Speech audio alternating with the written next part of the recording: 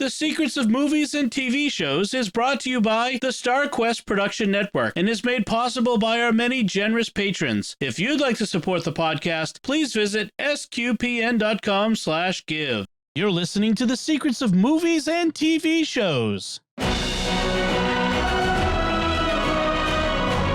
Hi, I'm Dom Bettinelli, and you're listening to The Secrets of The Silo, Season 1, where we will discuss the hidden layers and deeper meanings of this streaming show on Apple TV+. Joining me today on the panel are Jeff Haecker. Hey, Jeff. Hi, Dom. And Father Cory Sticha. Hey, Father Cory. How's it going? Folks, be sure to follow The Secrets of Movies and TV Shows in Apple Podcasts, Google Podcasts, Spotify, TuneIn, your favorite podcast app, or at our YouTube channel, which is at youtube.com/StarQuestMedia. And be sure to hit the bell to get notifications.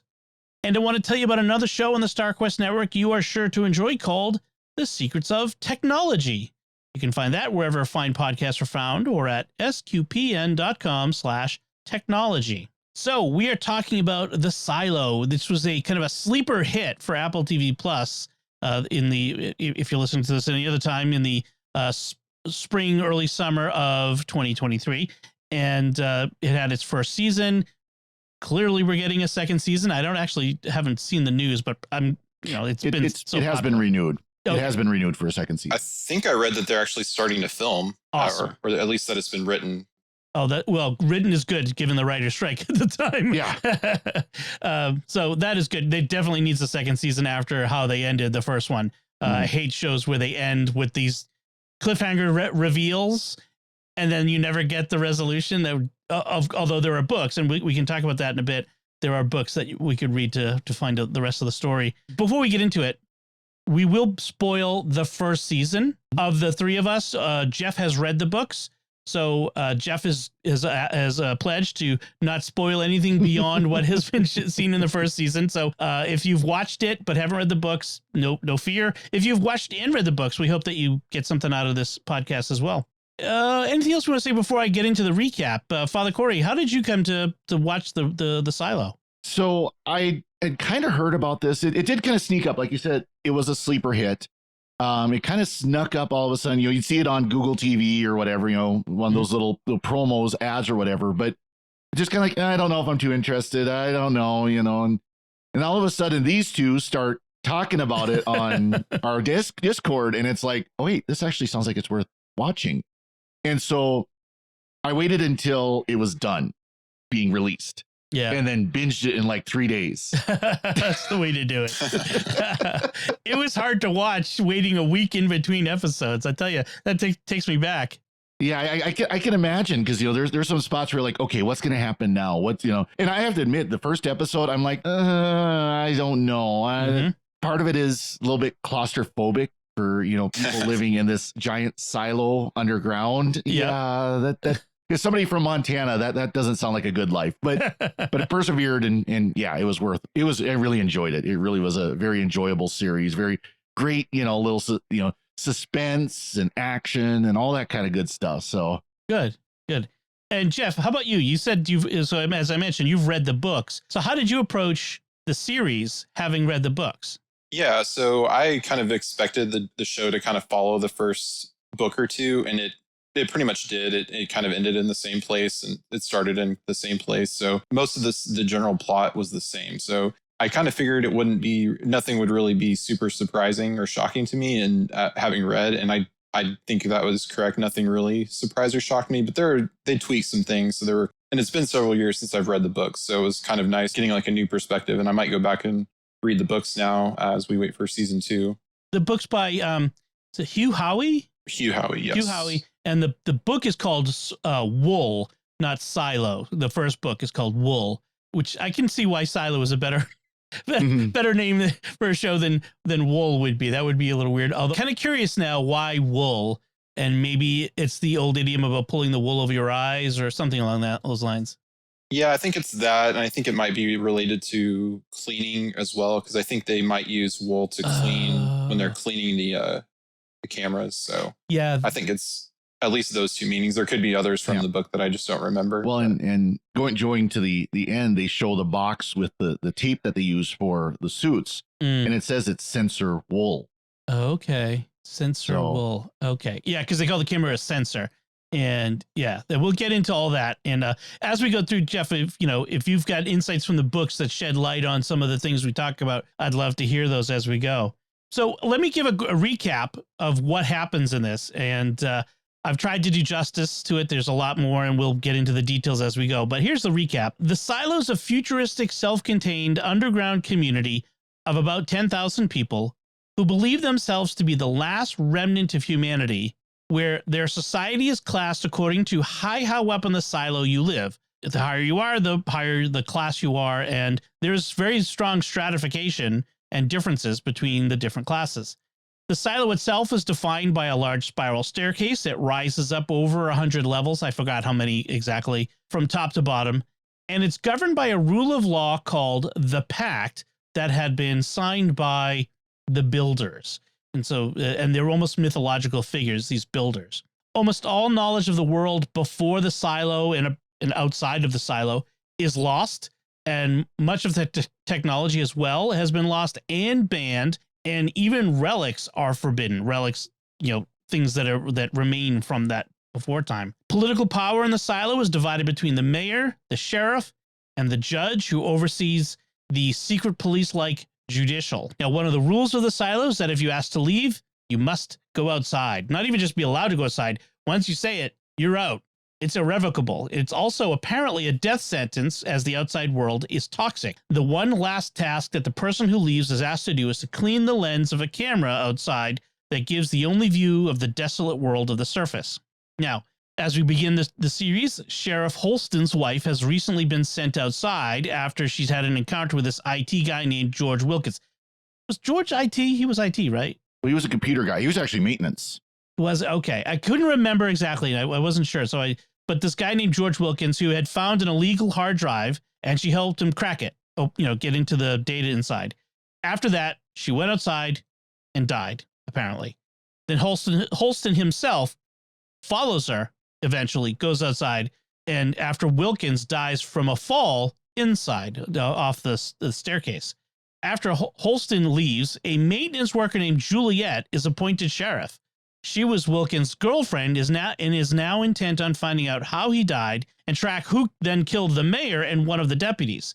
In the end, for as many answers as Juliet finds and reveals to us, the viewer, there's always more questions. And eventually, she's sent outside, this time against her will, where she discovers that so much lying has been going on on multiple levels. Pardon the pun. So, that's where we end season 1. So that's the recap. And by the way, it's 144 levels. Okay. In the silo. Oh, a gross of levels. Yes. 12 dozen. That's interesting. I have to say, just before we get into it, the amount of walking up and down stairs that people do in this place is astonishing. Just the idea of it, because one of the things that's been banned for whatever reason is elevators. Yeah. Not even like having a dumbwaiter to lift things up and down. And it is interesting because that contributes very much to the stratification of the silo, because it's very rare that someone is going to want to climb 144 flights of stairs, or go up the spiral staircase 144 floors. So the person who's down on level 144 maintenance is not going to want to go up to level 1 where the sheriff and the mayor are. Right. Yeah. And I think they even had, at least in some parts, there were like you had to have a pass to get to the certain levels, but that might have been during the lockdowns. That was lockdowns, yeah. Okay. Right. It might not have been required all the time, but yeah, I mean, if you have to work and stuff, I don't know, I can't remember how long they said it took to walk down or to walk up that many, but you can only go so far if you have to work and everything as well. Well, and they would literally take packs and carry water and stuff like that when they had to make go large numbers of floors. Yeah, go 5-10 floors, no big deal, but to go 100 floors, they'd go like they're going on a journey. Yeah, and they'd have couriers and they'd have message runners, because even radios were outlawed. So you couldn't, or at least among the citizens, I think. Limited, yes. And the sheriffs had them. No email.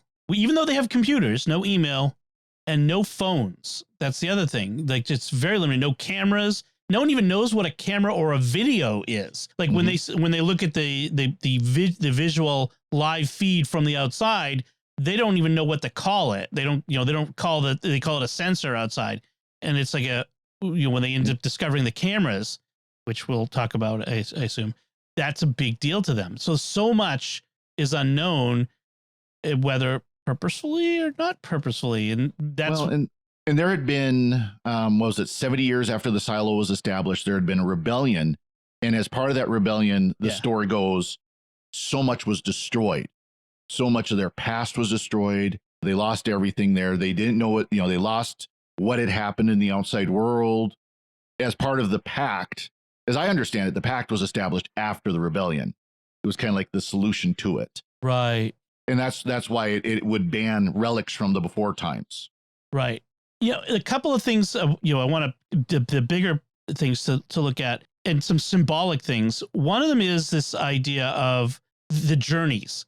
Everyone is as we mentioned, journeying up and down the silo, and moving through the silo is a major journey.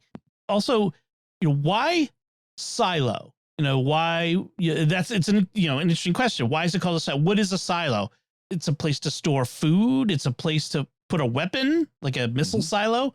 So it's kind of an interesting idea, like why a silo? Are they being stored for something? The people in there. It raises some interesting questions. Of course, the big question is, what if everything you knew, everything you've been told by the people you love or respect, was in fact just one big lie? That's a common trope in a lot of dystopian fiction, and that's kind of what we're working at. And I think we come into this with that assumption, and I'm not sure how much that assumption is going to be true. That's going to be an interesting revelation as we go. Not everything bears out that they think were lies. They turned out to be true. The big one, especially, which, I mean, we could jump to the end. I'm not actually going in order, but at the end, throughout the whole thing, at least for me, I kept saying the view outside is a lie. The world is not desolate. It's beautiful. It's a paradise. Although at times it was like, that's almost too good. It's almost too perfect. Yeah. Well, and there's one scene kind of out the middle where they have to shut down the generator. Yep. Because the generator was damaged and it kept going out of balance. And Juliet Nichols was the maintenance person who had to climb into the generator and keep adjusting it. Well, eventually it got so bad, they actually had to shut down the generator, which shut down all but just emergency power. Like for the first time ever, like in hundreds of years. Yeah. Yeah. They were taking it offline so they could, because she knew there was a problem, and the only way to do it was to shut it down. And it had a backup generator that could provide like the emergency power, but they had to take it offline so that, shut everything down. Minimum of life support and stuff like that. And so they do it. And as the power is shutting down, the display, they show the big screen in the dining room showing outside. And for one brief second, it flashes from this desolate landscape to this beautiful, lush land, and then goes out. Yeah. And so, of course, that immediately goes, okay, what they're showing on the screen is a lie. Right. And then it turns out it's not. And in fact, what it flashed for just a second was the lie that you see when you go outside. Yep. Which is designed, I guess, to get the people who are sent outside to actually go through with the cleaning. Right. Yep. Yeah, because they want to show everybody inside that what they're doing is working, that if they can stay in the silo long enough, the world will be, good again, and they can go outside. I think there's also an element of they want to show the people inside that even the people who are sent outside still see themselves, like even at the end, but at the moment of their death, even see themselves as upholding the silo, still, repenting even of whatever they've done to get sent outside. Because what the people who are outside are really doing is, look, I have to clean this. You have to see this. This is actually nice outside. Mm-hmm. And then eventually they die, possibly because they have a bad suit or bad seals on their suit in the toxic environment. Yeah, that's exactly right. And that's not a spoiler from the future. Like they reveal that in the first book, that the reason Juliet survived is because her friends in mechanical built her a good suit rather than using things that were designed to fail. And that's what the whole heat tape thing was, is they were, I forget the lady's name that never left her apartment, but there was Walker. something about, she had good heat tape, or she made it, or I can't remember exactly, but that they snuck it up for Juliet's suit so they could have her try to survive as long as possible. Right. Yeah. That it was interesting. I thought it was ironic, by the way, that her name is Walker and she can't go anywhere. She's lived her entire life in this one room. She's an agoraphobic among agoraphobics, in a sense. Everyone who lives in there is kind of, indoors people. They don't even know what stars are. That's among the things they've forgotten. Like that guy that Juliet encounters in the dining hall every night, he goes and looks at the lights in the sky, and they don't know what they are. And they don't know what sky is. It's just amazing how much they've lost. Yeah, because they've been in the silo something like 150 years or something like that, 200 years, where it's just they have no connection to the outside world. Think about that. 200 years for us is 1823. I mean, that's astonishing to think that so much time would have passed.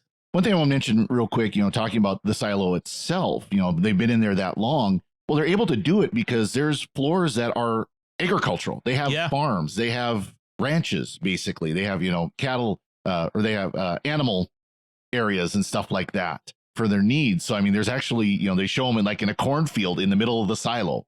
Right. One thing that's interesting about the silo too is the design of it, from the production design. It's decrepit and decaying. You can see there's always cracks in the concrete, and it's very brown and gray all the time, all the walls and all the stuff, but it's also kind of decaying. It's like rebar is showing through in places. Yeah, it's old and it looks old. And again, I think that's symbolic of that their society is aging it's getting old. It's starting to fray at the edges, which is why the stuff that happens due to Juliet's, activities is happening. There's a kind of civic religion. There's no real religion in this world, but there's a civic religion of the pact is like their Bible, and you have to obey it. They have lots of rituals that they offer that are sort of bread and circuses for the masses. They have a race. They have Founders Day. They do all kinds of things that keep people, they have something called the Mayor's Walk, where she walks the levels, walks the stairs, and sees everybody, and they see her. The founders are often spoken of like gods in a sense, or at least deified in one sense. It's interesting to see that even in the absence of true religion, a substitute or facsimile of religion has been imposed in order to keep the people pacified. Marx's old maxim, religion is the opiate of the masses. So they've given people ritual to keep them happy in a sense and give them order. So I thought that was interesting. Of course, if you have anything on that, it'd be interesting, of course, taking this into what would be like in the real world.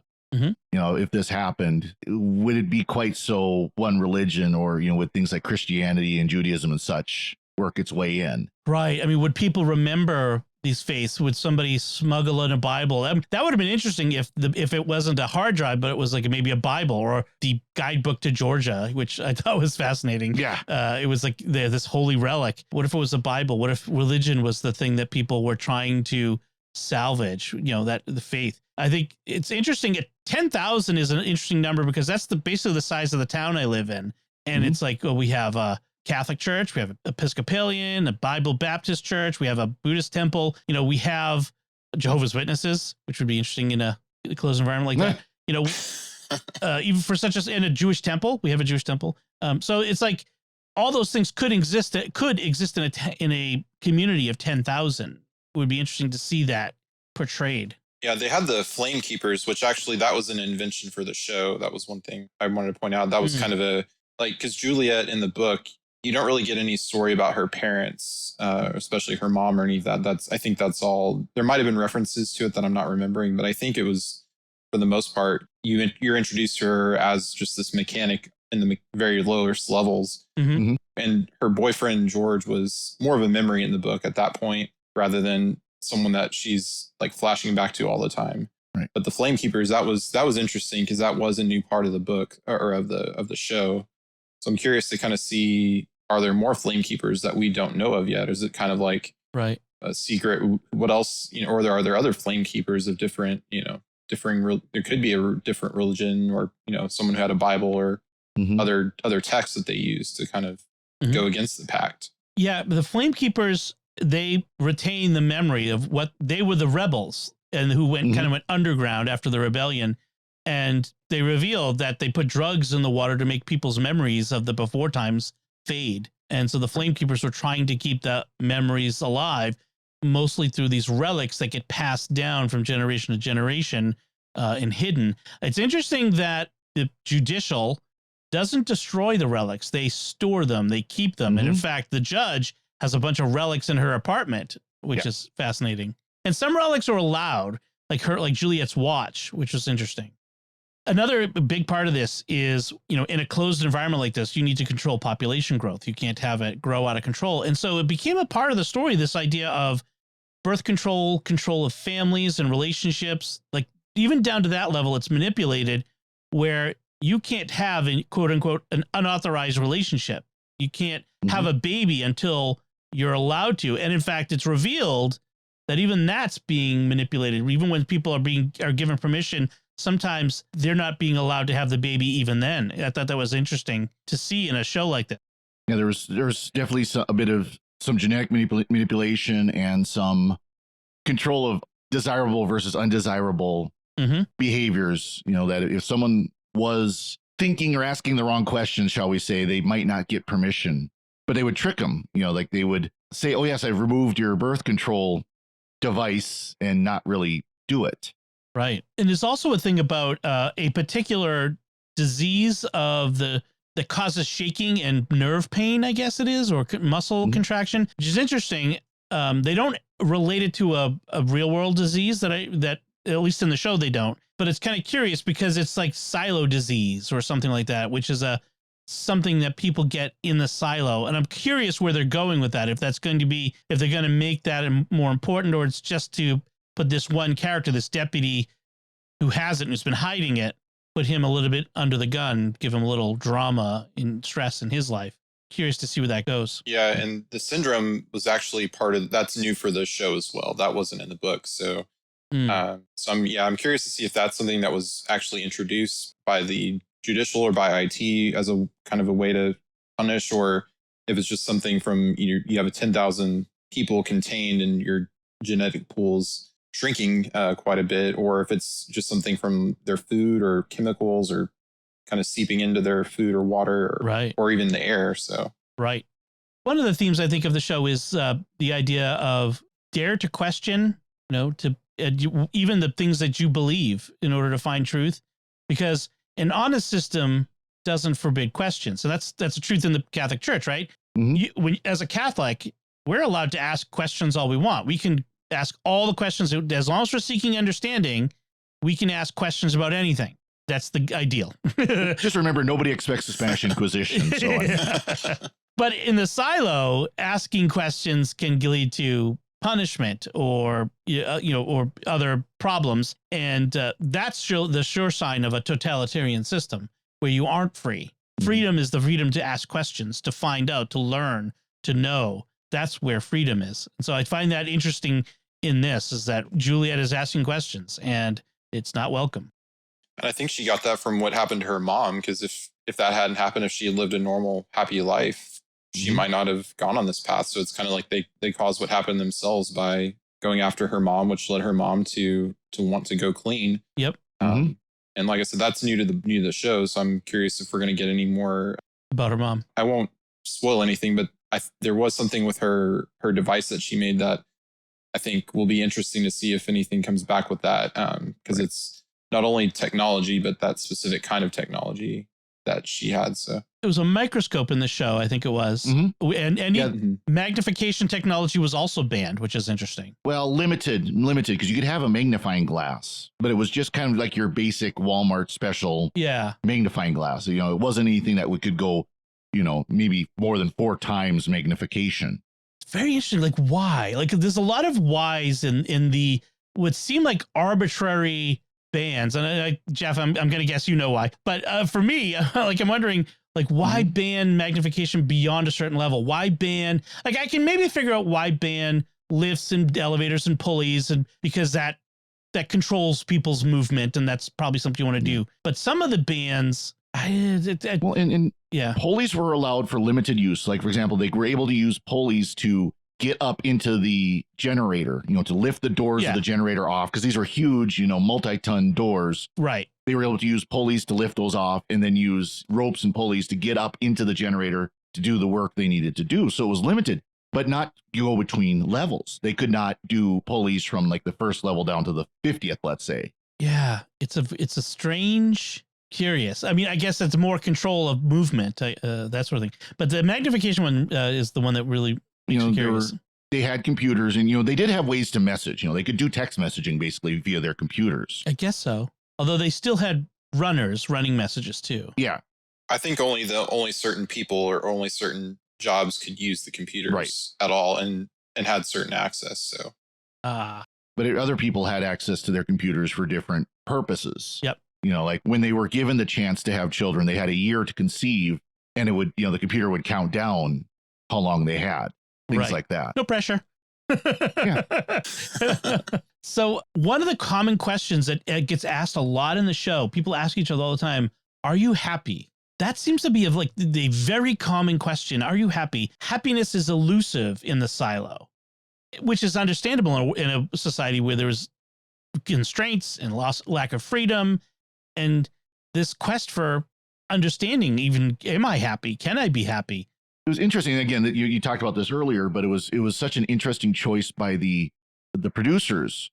Every color was muted. Yeah. Every color. Even when they would put up like banners for celebration days, it was muted maroons and blue and dark yellow, and not joyful, bright colors. You really never saw bright colors. Right. Except in things like relics, like the little Pez dispenser was a bright yellow and blue Pez dispenser. It was dirty, but it was still the bright color kind of came through, and it was almost all the more fake for that. Right. It stands out. The relics stand out when you see them. It reminds me of Schindler's List, which was shot in black and white, except the one spot of color, the whole movie, was when this little girl wearing a red dress during the emptying of the ghettos in Warsaw, you see her in the crowd, and then later on you see it in a pile of dead bodies. Yep. And it's, man, that was a huge impact. Just that little spot of color. And I think that's similar ideas. The color stands out, makes it seem big. Like when they look at the book and they see the picture of the ocean, that's the one that everyone seemed to linger on. And I can tell you, I mean, anyone who's been to the ocean, I think we've all seen the ocean. Being by the ocean can be, even for someone who is near it all the time, is an astonishing thing. Seeing it when you've never seen it before, I can't imagine. Right. When they would go outside, it was almost oversaturated, the colors, of the outside. Well, of course, that's what they were seeing. That was a fake out. That was a hologram, fake image. But it was the first time they'd seen those colors, and it was so vibrant. Right. And it would probably look almost too vibrant to us, just because these people had never seen it before. So they wouldn't know they really wouldn't know the difference. So unless you kind of know something's wrong, you're probably going to believe it, unless you're Juliet and you can kind of figure things out. So yeah. Right. And that was probably a choice by the producers to make it look almost fake and overblown. Right. The colors, just because to them they would look that way, just like normal colors. You walk out, the green, the grass, and so on would look almost, just oversaturated. I want to mention one of the holidays, one of the events, the rituals they have is the forgiveness holiday. And I thought that was coming from a Judeo-Christian standpoint, it sounds familiar. And this is how they described it. In light of recent incidents and in the spirit of goodwill, community, and commerce, citizens are encouraged to let go of past grievances, to travel beyond familiar levels, to see old friends, to give gifts, and to spend credits in the marketplace where crafts of all types can be acquired. I'm thinking, this is the Jubilee, the 7-year Jubilee in the church, or in the Bible, or in the church is every 25 years, where debts are forgiven and grudges are set aside. And I thought it was a very interesting analog to what we know of from a Judeo-Christian's perspective. Yeah. So yeah, there are so many elements that so obviously are internally aping the religious in this. That's some of the thing I was saying before. So let's talk about Judicial and the Judge. For much of the show, it seems like this season, it seems like the Judge is the ultimate power. She's more powerful than the mayor, more powerful than the sheriff. You know, everyone's sort of afraid of the Judge. But at one point, we realize she's not really the power. She's in fact, she's afraid of someone else. And it turns out there's a group of people, I guess they're kind of like the Flamekeepers. They're hidden among everyone, but they're the keepers of, they don't actually have a name, I guess.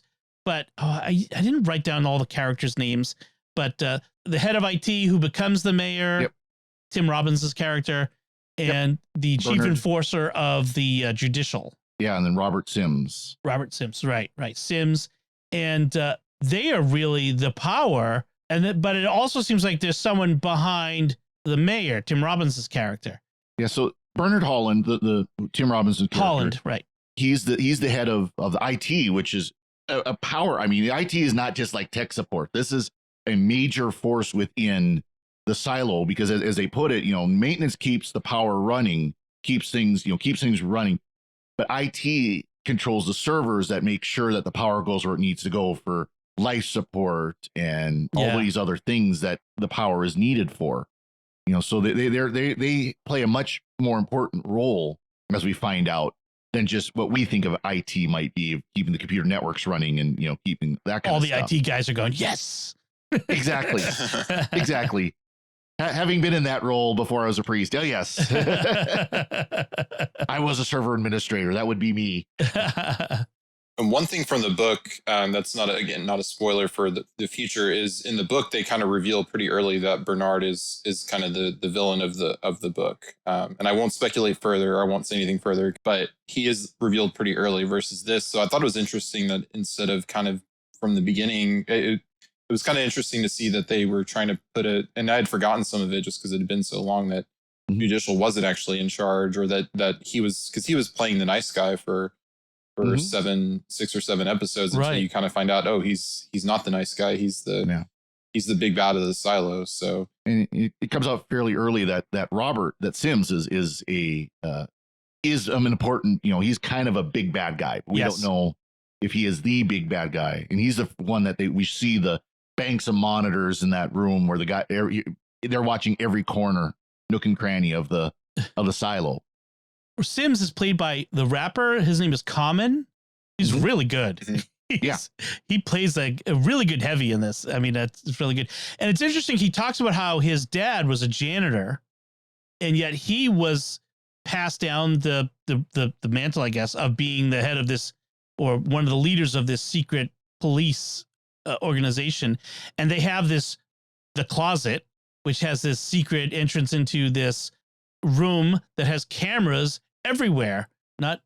Although not in every single place, which helps Juliet later on, but in so many places where they're observing everyone and everything, and nobody really knows it. Nobody knows what a camera is, which makes it so much easier for them to surveil a surveillance state where people don't know what surveillance is. It's wild to think about. And they were often hidden in the mirrors, so people. So that was because I know in a lot of like literature, the mirror is kind of a gateway to, can be a gateway to magic or a gateway to a different realm. So it was kind of interesting that because I don't really remember from the book if that was a thing that they hid cameras in the mirror. Everybody was under surveillance, but it was interesting that it was the mirrors. We just talked about a big Doctor Who Big Finish story that involved mirrors being gateways through time. So right. Rather fitting. Yeah. But it was interesting though, again, this going back to that society's starting to break down in the silo. Not every place was covered because the cameras were breaking. Right. They didn't Either people would discover them and smash them, or just the technology would wear out. Right. And so they had to move cameras. So like the nursery becomes an important place because they didn't have a camera in there, because they don't need a camera just sitting watching babies. Exactly. So who would go in there and conspire against the government? Yep. Let's talk about the secret place that Juliet and her boyfriend Wilkins go. In fact, it reminds me a little bit of 1984, the book, and how there was a place for they had cameras everywhere. People would watch my Big Brother, but there was a place where It was like a farm, like an old broken down farm where they were able to hide. Yeah. And it's really evocative of 1984 and Big Brother, George Orwell. And so they have this place, and it's really lower than the lowest level. It's to get there, you've just climbed, 100 levels down, and now you have to climb down all these ladders to get down to these gigantic boring machines were. So they basically bored down when they make the silo, just bored straight down with this giant machine, and then just built on top of the machine, built up from there, apparently. And so that's where they are down there. And then there's water below it. It's like in the cavern. And Wilkins says there's a tunnel. He's discovered that there's a door to tunnel out of this bottom space that he's convinced is a door outside. But given what we find out of the last episode, I'm wondering if that's a tunnel to other silos. So that could be an interesting revelation in a future season. Yeah, and they don't really play it out. George says he found the door. He knows where it is, but he never went through it. In the video message, and again, that was the revolutionary thing. This is called a video, because he found an actual like little handy cam, like those little early 2000 handy cams. But he said that he found the door. He knows where the door is, and assumingly it's accessible. The water hasn't flooded over it. Yep. But it's but we don't know. We haven't seen it yet, and we don't know where it is, and we don't know where it leads. And that's one of the questions. Where does it go? Yeah. Right, because it mentioned this hard drive, this relic of this hard drive, which has from years and years and years ago. I mean, the fact that an old mechanical hard drive still works that's awesome. And it looks like just they bought like an off the shelf SATA hard drive and plugged it in. It's a spinny. It's not an SSD. That's for sure. Yeah, yeah, but there's a lot of data on there, including the complete blueprints of the silo. Right. Right, which probably reveals a lot more information as well, and all these files, including the video file of this one woman going out and seeing the hologram. Do you think Juliet knew it was a hologram before she went out? I don't think she did, because if you watch when she goes out, and of course this is one of the last scenes of the series. She's looking around, and of course she sees the beautiful tree and the grass and everything. And then she notices the same exact flock of birds. Right. Because it shows the birds, and then it shows the video on the screen showing the same exact birds. And at that moment, she realizes this is fake. Okay. This is not real. I was say I didn't know if it was that or if she was looking for Holston's body and didn't find it. And she kind of knew from the camera where it was, and so that kind of made her realize that it wasn't what she was seeing wasn't real. When she found the body, I didn't notice the birds. I'll have to go back and watch that.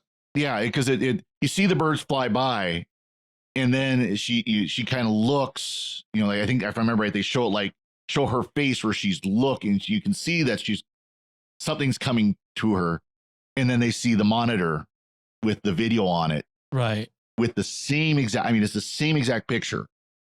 Right. And that's why then she then goes up to the camera, holds up the cloth and drops it. Oh man, that is the ultimate power. And then walks over. And of course she falls because she trips on a rock. Yeah. And then she realizes that it's all hologram at that point. And that actually I think she trips on the body. On the body, Holston's body, and then puts the star down on his body because she knows where his body is now.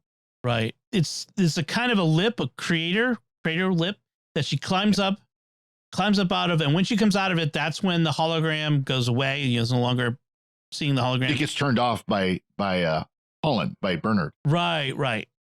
And because at that point, there's no point to have it on. And she's looking out over a desolate landscape, and you're seeing many, many other identical silos that are out there as well. And so Bernard had this key fob that lit up, light up red, that he was very nervous about, that was lit up, that had the number 18 on it.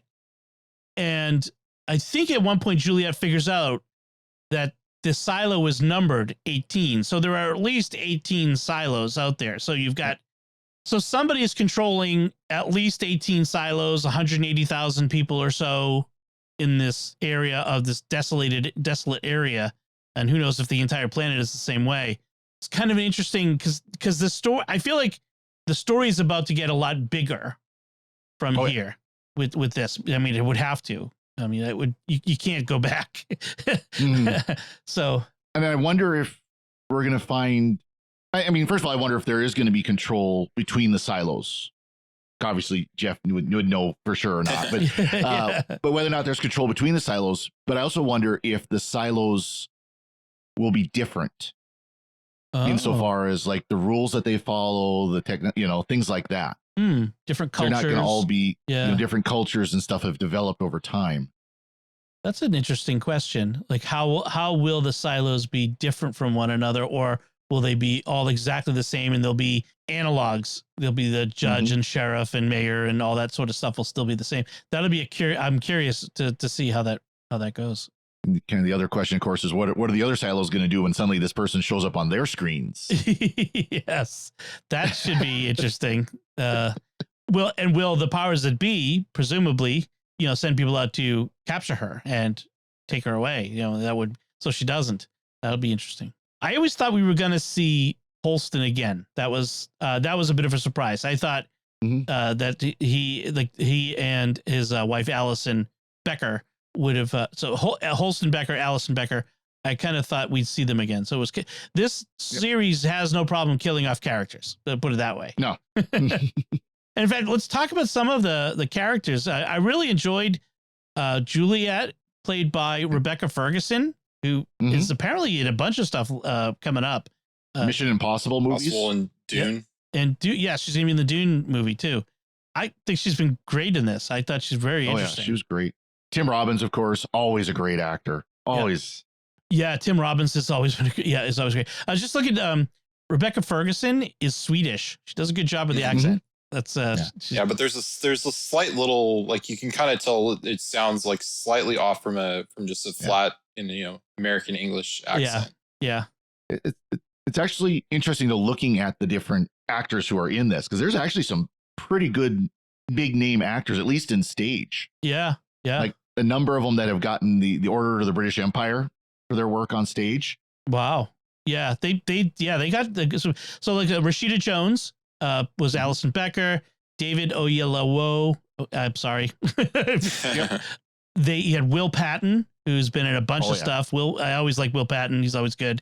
Ian Glenn, who plays Juliet's dad, who I knew first from Game of Thrones. He was Sir Jorah, or Jorah, I forget what it is. Jorah, yeah. Yeah, and he's also Bruce Wayne in the Titans DC Max series. Oh, I didn't know that. Cool. Yeah, and I saw him in something else recently too, and with another American accent. So all of these like foreigners who do really good American accents, and then you see the Americans trying to do foreign accents. We are really bad.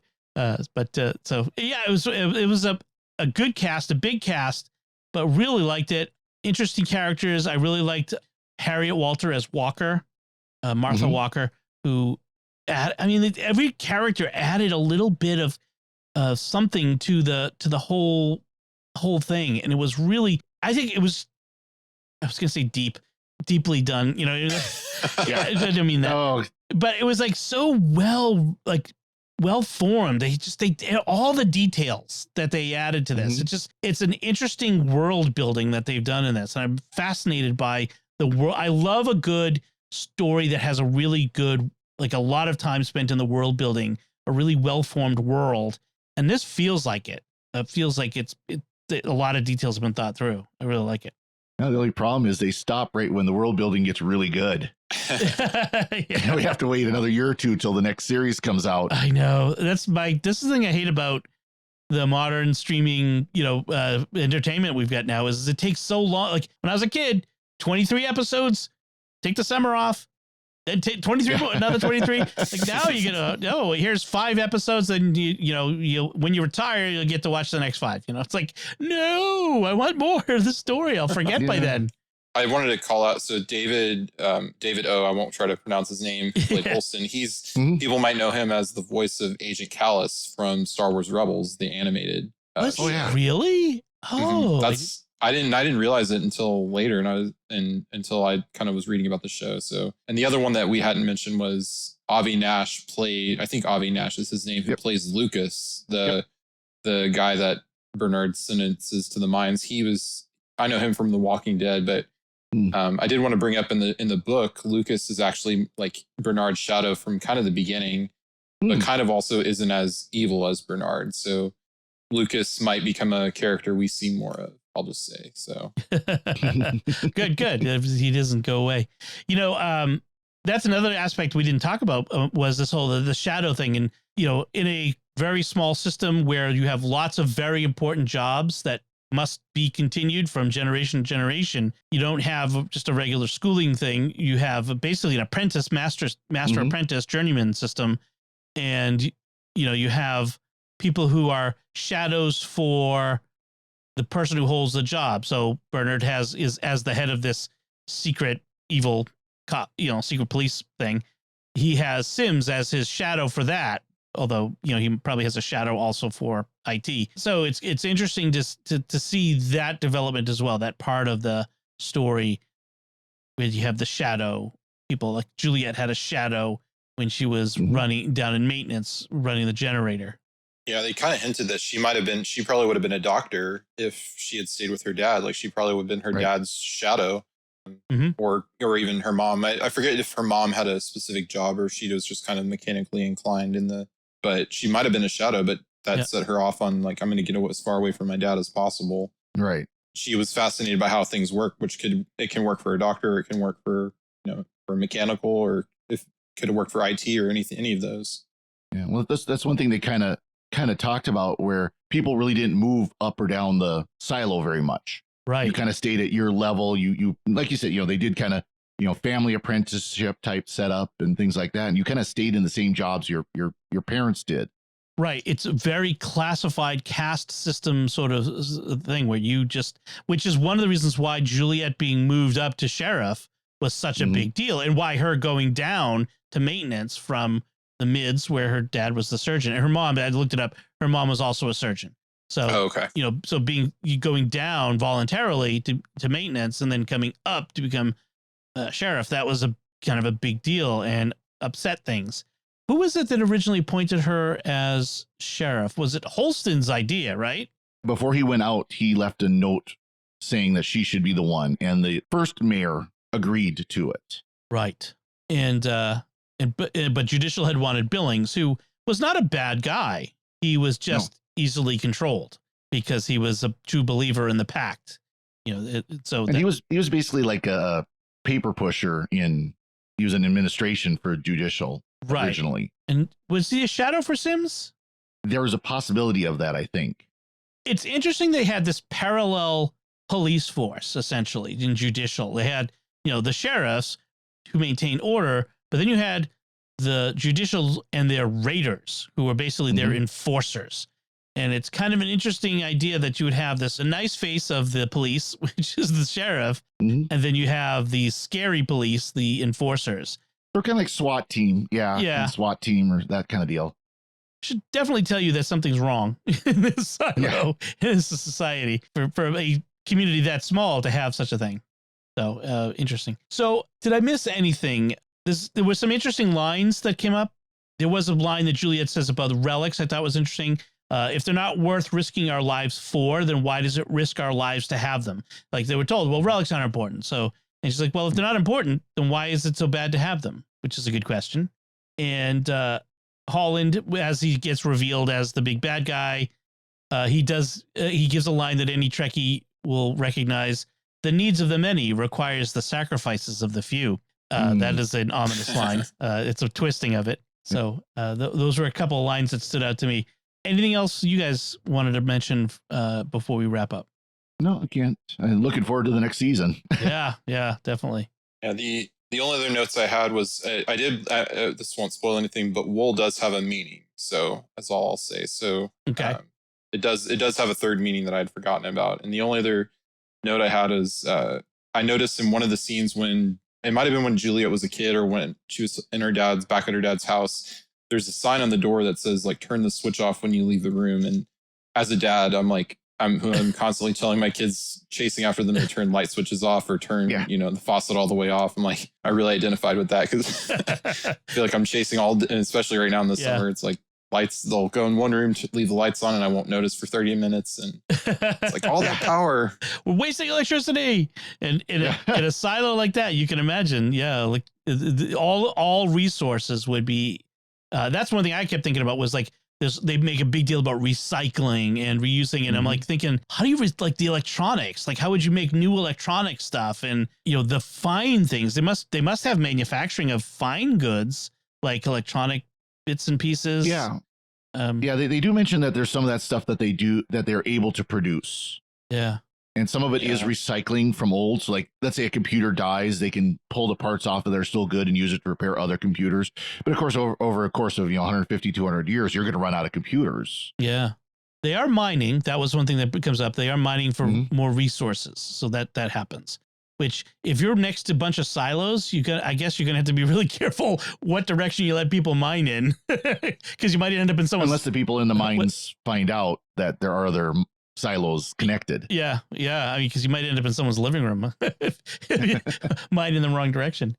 And one of the other thing I thought of was it was interesting with the funerals, and I don't know if it's the funerals for everybody that you take a bite of an apple and you drop it in, which I'm assuming has to do with your giving to decomposing and whatnot. Because I think in the books the decomposing bodies are used as fertilizer, but it was interesting that you're like an apple, which is probably a pretty scarce commodity, is used and just is kind of used flippantly, and you take the bite and you throw it in. So as a that was sacrifice. Yeah, I think so. It's like as kind of an honoring the dead. Well, it was in the orchard is where they showed the burial. I think they bury people either in an orchard or in crop yard or wherever crops are in the books. And then they're fertilizer basically. Yeah, symbolically the idea of we are all part of the silo. Even into death, we are part of the silo, and we are part of this circle of life and the phases of existence. Yeah, it's interesting. I mean, apples have a significance in our culture through the Christian imagery, the Judeo-Christian imagery of the Adam and Eve. And so the idea of them biting the apple, saying a prayer to the founders, then biting an apple and throwing it in. I am going to go a little bit more meta because this was done by Apple TV. That's true. And of course, the symbol of Apple is an apple with a bite taken out of it. I wouldn't put it past them, even the producers, to have decided that the fruit should be an apple with a bite taken out. That's entirely possible. I could see, because Apple, of course, wants to make sure they get their logo somewhere. And what better way than seeing people take a bite out of an apple and throw it in the grave? Right. I note that the computers in the dystopian futuristic society are not Apple computers without graphical interfaces. They actually looked more like old late 80s, early 90s IBM. Yeah. terminals. Or like like they were like VTT terminals. I don't know if that goes way back, but that had the look to it. The monitors looked like the old IBM monitors from like the PS2 era. Yeah, it's interesting. It's interesting that between this and Severance, which is another dystopian sci-fi series on Apple TV Plus, also has these really weird computers that aren't Apple, Macs computers. So I don't know. Maybe they've got an agenda going on in their series. We'll see. But that's kind of funny. We'll see if it happens again. You definitely in another series, you'll definitely know it's an agenda. Oh, all right. So I think that about does it then. Final thoughts. Looking forward to next season. I know you said you're looking forward to it, Father Cory. Me too. I really, really enjoyed this more as time went on. I forget if you mentioned it during the recording or before we started, Father Cory, that you were a little dubious at the beginning of this. I was, it was just dubious of, okay, what is this? Hadn't heard of it, and it just kind of shows up, but it was great. Yeah, it took me a little bit to get hooked, and then when they had the big switch of Becker going out, Holston Becker going outside, and then bringing Juliet in, I'm like, whoa, what is this series doing? And that really, really drew me in. And I'm a sucker for the mystery box, and that's what we got. It's the mystery box. How about you, Jeff? From your perspective, having read the books. Yeah, I enjoyed the series a lot, and I'd planned on watching it, but then when we decided to do the podcast, I said I better start watching it because I sometimes will wait a little while because I'm one of those weird people who if it's a show with limited episodes, I won't binge it. I'll watch it one episode a week and then listen to a podcast or two and then watch the next. But I didn't listen to any leading up to this, so I had to jump into it. But yeah, I really enjoyed it, and I did read that I think they did start filming either back in April or just recently they started filming. So. Good. Hopefully we'll get something within the next year, or at least by the end of next year we'll get season 2. So yeah. And I will say the book will it seems like they're following the books. So if you want to know more, check out the books, and if you don't want to know more, don't check out the books because they'll probably spoil things. One thing I heard was the first book contains information that didn't happen in season 1. So if you read the first book, you might get information, a little bit of spoiler for future stuff. So I heard that. I don't know how true that is. I don't really, like I said, it's been years, and I've had to read some summaries before this, so I'm not completely sure what that would refer to. But yeah, there definitely will be. If you read ahead, there will be spoilers. Definitely. So I might try to find the books and read them again, because I think when I read them, they were fairly unknown, and I read them like on Amazon Kindle Unlimited or something, and now they're like with the show. Now they're probably they're And they got Rebecca Ferguson's face on the cover, and I've seen it at Amazon. Yes. Yeah, you can get them all, and they actually are called Silo instead of Wool now too, and that sort of stuff. So, yeah, I think the book series. I think the first one was Wool, and then I think one of them was called Dust, and there might have been another one that's for the whole series. But you can look it up on Wikipedia or whatever to figure out the names.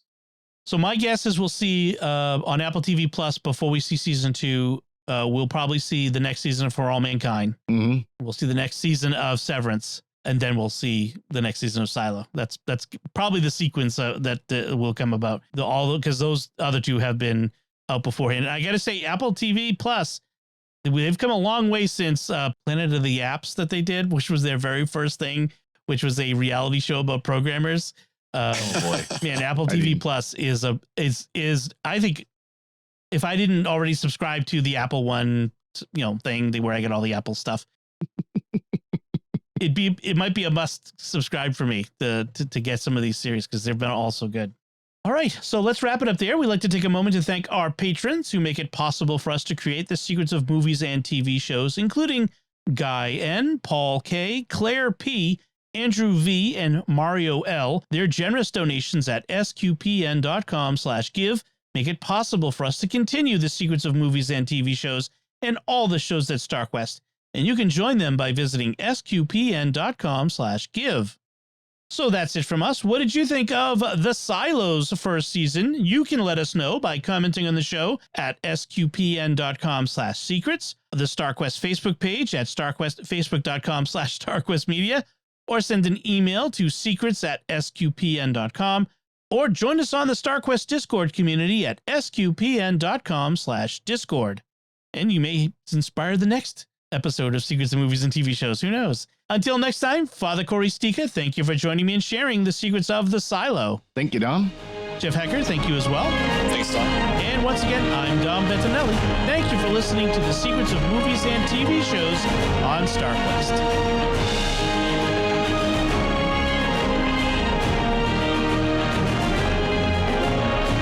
Here's another show on the StarQuest Network you're sure to enjoy, The Secrets of Technology. Find it wherever fine podcasts are found, or at sqpn.com/technology.